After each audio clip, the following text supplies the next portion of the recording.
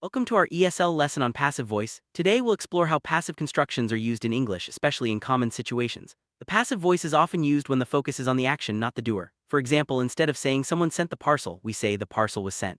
This structure is very useful in both spoken and written English.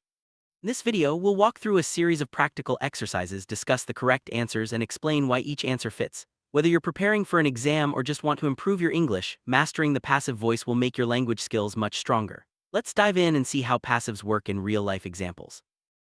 Let's look at some sample questions and their answers. For instance, the parcel was sent a week ago and it arrived only yesterday. Here, was sent is the passive form showing the action happened to the parcel. Another example, glass can be blown. The passive be blown is used because the focus is on glass, not the person blowing it. Similarly, how is paper made? Uses the passive to ask about the process. Notice how the passive voice helps us focus on the object or result of the action.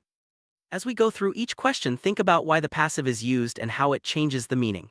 This understanding will help you choose the right verb forms in your own writing and speaking.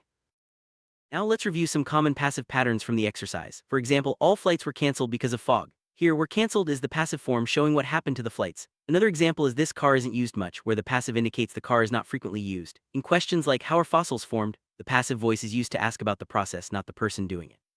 Understanding these patterns will help you recognize and use the passive voice naturally. Remember, the passive is especially useful when the doer is unknown, unimportant, or obvious from context. Practice these structures and you'll find your English becoming clearer and more precise.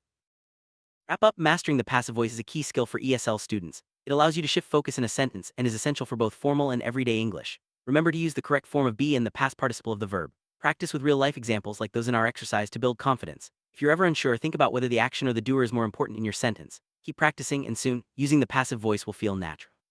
Thanks for joining this lesson, and don't forget to check out more exercises to keep improving your English skills.